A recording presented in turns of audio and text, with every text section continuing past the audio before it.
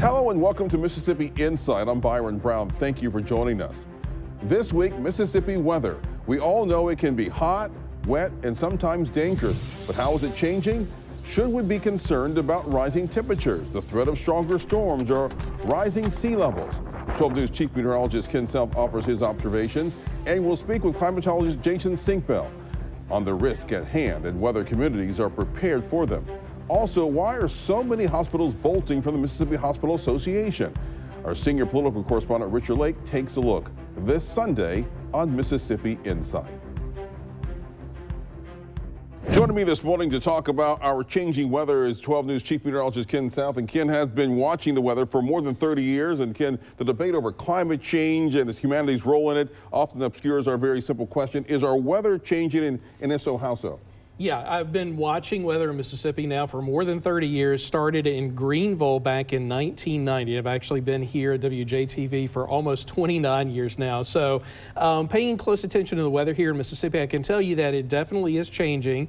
We are definitely warming up, and we can see that with actual numbers. Climate normals come out every 10 years. They're issued by the National Weather Service, and they'll issue those every 10 years as an average of the previous 30 years temperature. So they update it every 10 years. And every time we get new climate normals, and I've seen this happen now 3 times in my 30-year career, you see the temperatures are going up, especially in the morning time. And sometimes those afternoon highs go up as well. So it definitely is changing. We are definitely getting warmer.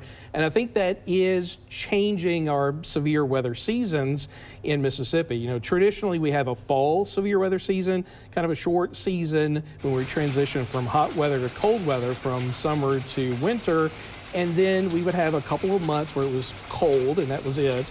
And then we would have a bigger severe weather season in the spring, transitioning from cold winter weather to spring weather. That fall severe weather season was generally in November, and the spring severe weather season about February through May.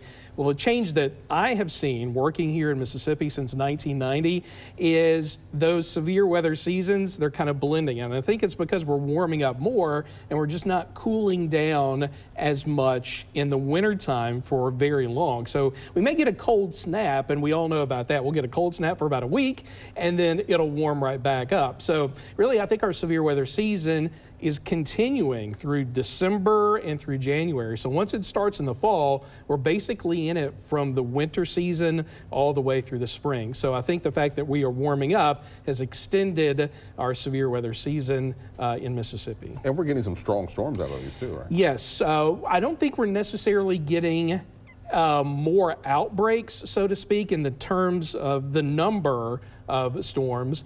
Of course, we are adding in the months of January and February, but when we have those events, let's say, we are seeing more tornadoes and more severe thunderstorms, especially those at night, because we stay warm, especially at night. That's where we've seen the biggest difference in our temperatures. We used to cool down more at night. Now we're staying warm and muggy at night, so that gives us better opportunities for more storms to develop, and storms that are more dangerous because they're happening during the nighttime hours. Yeah, and that's the worst time for those storms to hit is when people are sleeping. Yes, just anecdotally, a couple of years ago during our severe weather season, it seemed like just about every severe weather event that we had rolling through Mississippi was coming through during the evening and overnight hours, because I can remember staying up here at WJTV during the overnight many, many times when that was happening. That wasn't so much the case this past severe weather season, but it often is the case where we get the bad weather happening at night. Yeah, in your opinion, should people take the risk of extreme weather more seriously because of what's happening now? Well, more seriously, that we should always take it seriously, because we're in what we call Dixie Alley. It's sort of a tornado hotspot in the southeast. Now, we've all heard of Tornado Alley, and that's in the Plain States, but there's another hotspot in the southeast called Dixie Alley. It happens at a different time of the year, a little bit earlier than the Tornado Alley season. So it's basically the winter and going into early spring, and then the severe weather threat shifts a little bit farther to the northwest later in spring and summer into Tornado Alley. So we should always take it seriously, but you should also know that those storms can come through at night, and we've got those longer severe weather seasons. So something we really should always be thinking about and be prepared for. Good information as we're ready for hurricane season, which is about to begin. And hurricanes produce severe weather. So we really don't ever get a break. We got that longer now severe weather season from November to May, and then as soon as May is over, hurricane season starts in June and it goes through November. So sometimes we can get missed by those hurricanes. That happened last year, but when we get hit, they of course can also spawn severe storms. Good information. Chief Meteorologist Ken Sell, thank you very much. And we'll be right back.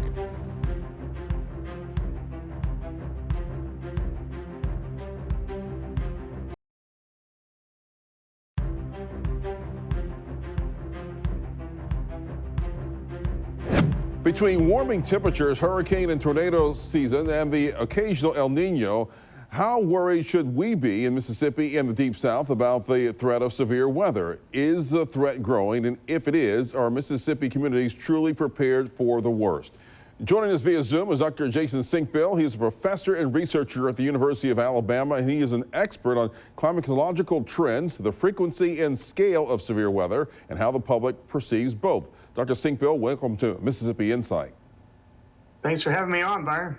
Well, you're an expert on atmospheric hazards and applied climatology. You also research how these impact people's perceptions of our climate. How concerned are you about severe weather risk in the years to come, and should people in general be concerned? We should always be concerned about severe weather in Mississippi and Alabama. We know that Mississippi and Alabama, this is the most active corridor for EF2 to EF5 tornadoes in the country. Research has proven this in the last 10 years.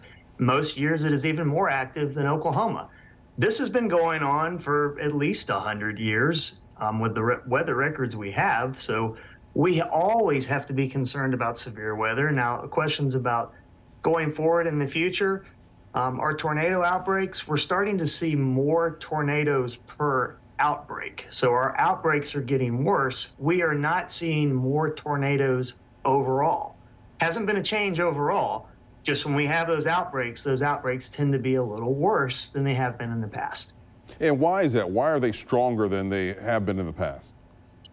Very, very complicated discussion there. We don't know all the answers. Some of that could be attributed to climate change, but that's very, very complicated.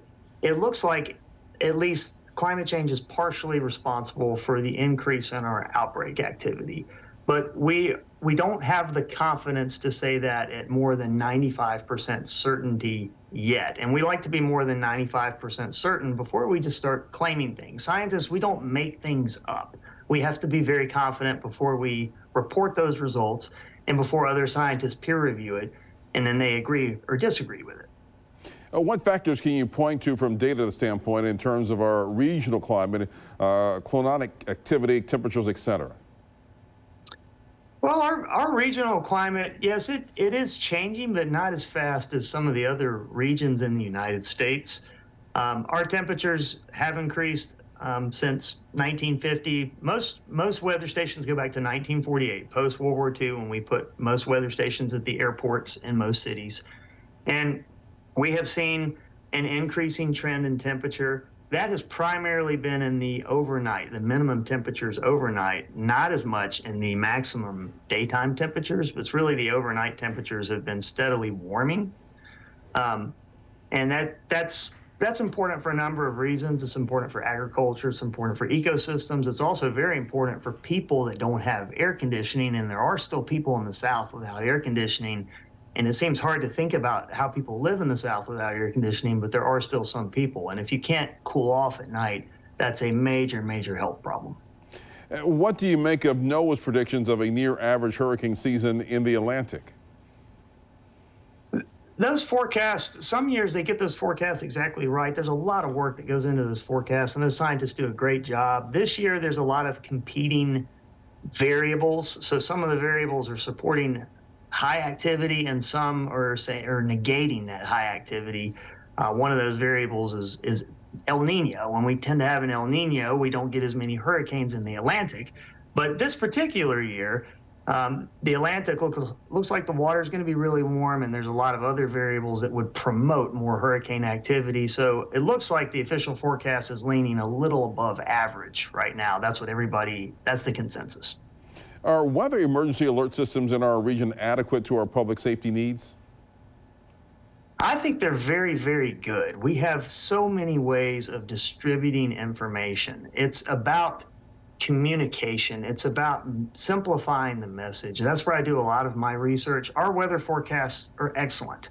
They can still continue to improve, and we are as meteorologists, I am one, and we are steadily improving our forecasts. But it's also about getting the people to understand the forecast, translating the message into a user-friendly language so that people will take action. So our emergency alert systems are excellent.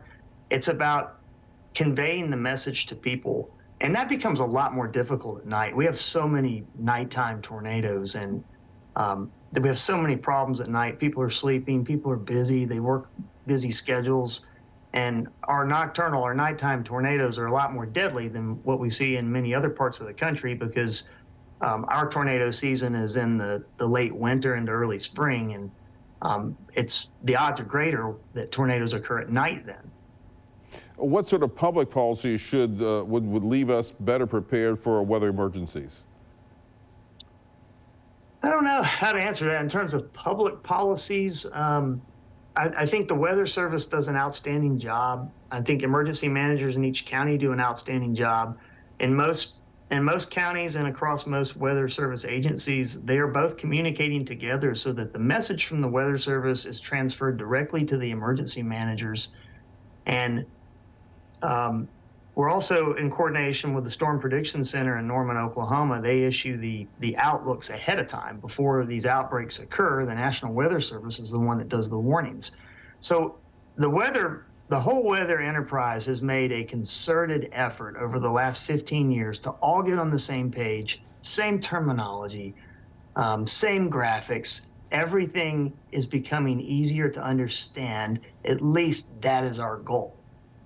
Yeah, we often evaluate the impact of weather emergencies not only by the loss of life, but also by the cost of damage as well.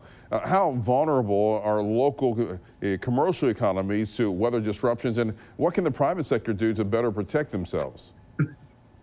Yeah, that's a mess, isn't it? When we start talking about insurance and the private sector and businesses, everyone needs to look at simple mitigation exercises and implements they could use on their residents, on their business. There's a lot of stuff that you can do that's fairly inexpensive to better fortify your business or your house. There's things like strong ties. I don't want to keep going down the whole list because this will also get commercial because I'll be naming products from certain companies. But there are a lot of cheap things that you can do to make your house stronger up to about 150 miles per hour. And if you do get hit by most tornadoes, that means your house or your business is still going to be there. Once we start getting above 150 miles per hour, that's the upper EF3 range. Then we start to run into issues where you need a storm shelter and you need an above ground safe room. And there's lots of grant opportunities that businesses can apply for in active tornado zones to help get some of these mitigative structures. And those storm shelters, is that something that you think people should invest in, or are people pretty safe in that structure they currently have? If you've got the money, it's great, but you're talking about, in 2010 dollars, you're talking about $6,000 to $8,000 for an above ground safe room. Don't ask me what that is in 2023 dollars. I don't want to think about that. So most people can't afford it, but if you can afford it, absolutely, it's peace of mind. You don't have to worry. You can get 6 to 8 people in there. You can invite some friends over, some family members over. A lot of these are built inside the house. There's also below ground safe rooms, below ground storm shelters. And those are good options as well. So there's so many products on the market. And when people are evaluating those products, they just need to make sure that it has passed the test that the Wind Science Research Center does at Texas Tech, where they fire a 2x4 out of a cannon at 100 miles per hour, and they test the structure that way. So that's what people need to pay attention to. Has my structure passed that test? So yeah, I think it's a great investment if you've got the money. unfortunately, most of us don't have that luxury. Dr. Jason Senkbeil, University of Alabama, thank you for joining us this morning. Thank you, Byron. All right, and we'll be right back.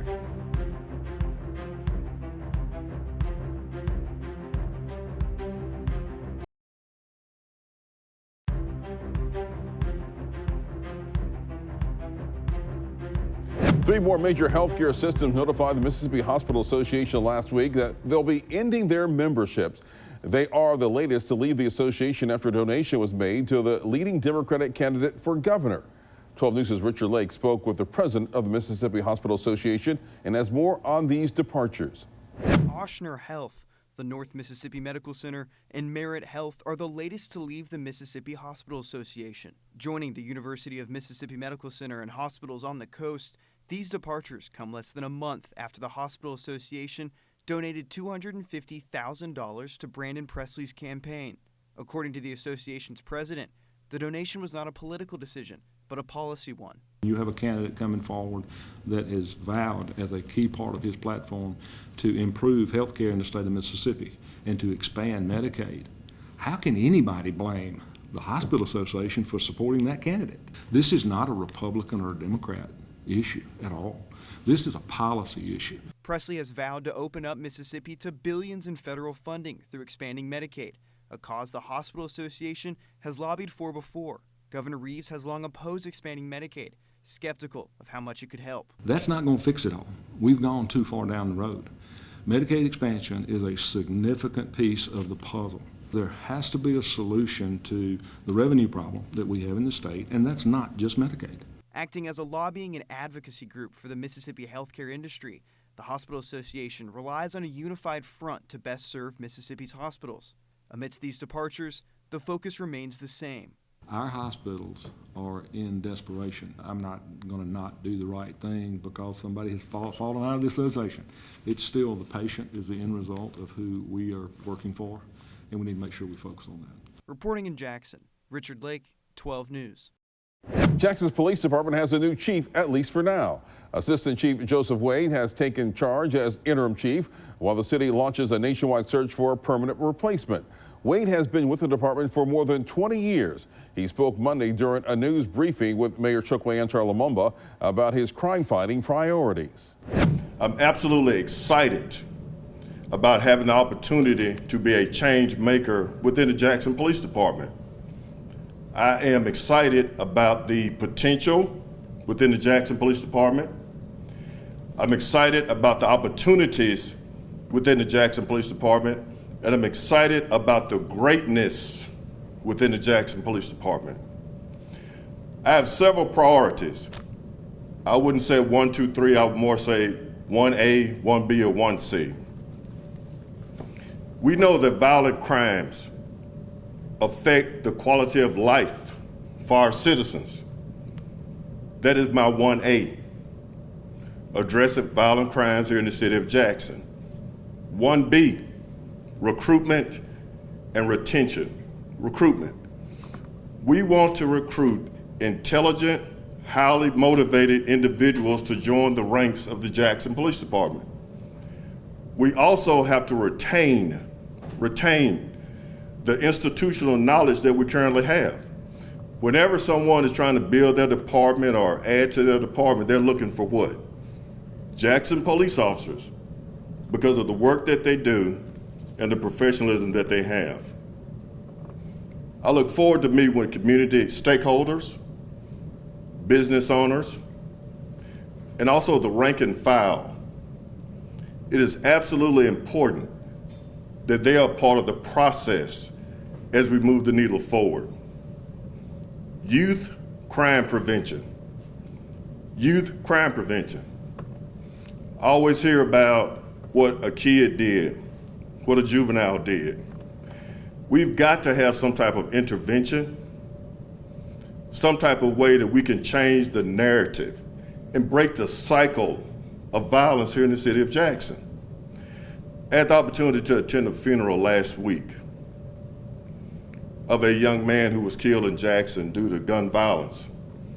And just to see the hurt and the pain inside that church, I felt empathy, sympathy, and compassion for that family.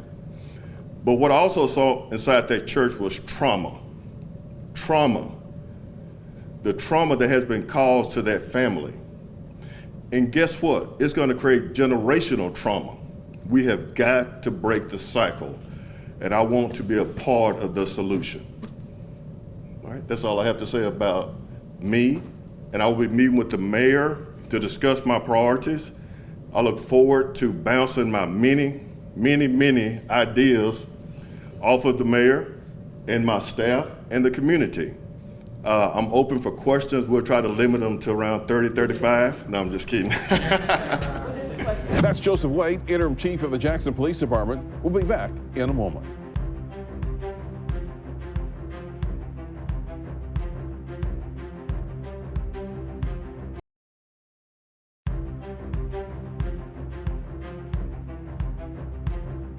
If you have comments or questions about today's show or suggestions for an interview or segment, just drop us a line.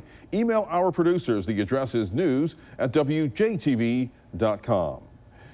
Big thanks to Dr. Jason Senkbeil and our own Ken South for joining us this week. We'll be back next weekend with more of the political and current affairs coverage that you demand. I'm Byron Brown from all of us here at 12 News. Make it a great weekend.